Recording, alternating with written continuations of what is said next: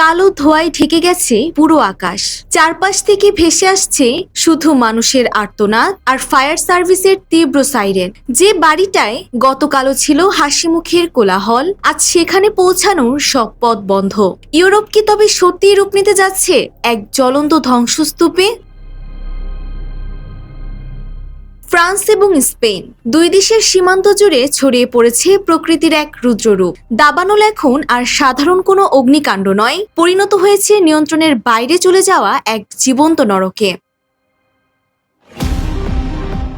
ফ্রান্সের বোর্দো আর স্পেনের রাজধানী মাদ্রিদের চারপাশে আগুন এত দ্রুত ছড়াচ্ছে যে এ পর্যন্ত অন্তত 2,25,000 মানুষকে তাদের ভিটেমাটি ছেড়ে নিরাপদ আশ্রয়ে সরে যেতে হয়েছে।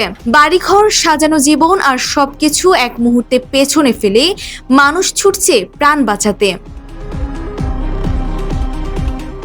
পরিস্থিতি এতটাই স্পর্শকাতর যে ফ্রান্সের প্রেসিডেন্ট এমানুয়েল ম্যাক্রো দেশের ইতিহাসে প্রথমবারের মতো দাবানল নেভাতে সেনাবাহিনী মোতায়েনের নির্দেশ দিয়েছেন। অন্যদিকে স্পেন সরকার জারি করেছে জাতীয় জরুরি অবস্থা। সবচেয়ে হৃদয় বিদারক দৃশ্য দেখা যাচ্ছে পর্যটন এলাকা ক্যাপ ফেরে এবং মাদ্রিদের আশেপাশে। সেখানে হাজার হাজার বয়স্ক ও প্রতিবন্ধী মানুষ জিমনেশিয়াম আর অস্থায়ী তাঁবুতে রাত কাটাচ্ছেন। এদিকে প্রবল বাতাস আর দীর্ঘস্থায়ী খরা পরিস্থিতিকে আরো বিষিয়ে তুলেছে। মাদ্রিদের দাবানল নেভাতে গিয়ে ফায়ার সার্ভিসের কর্মকর্তারা বলছেন, এ আগুন নিভানোর সাধ্য এখন আর তাদের নেই।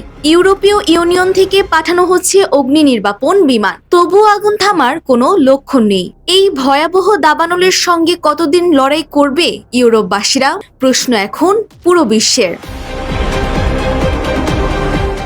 Desk report, Bangladesh bulletin.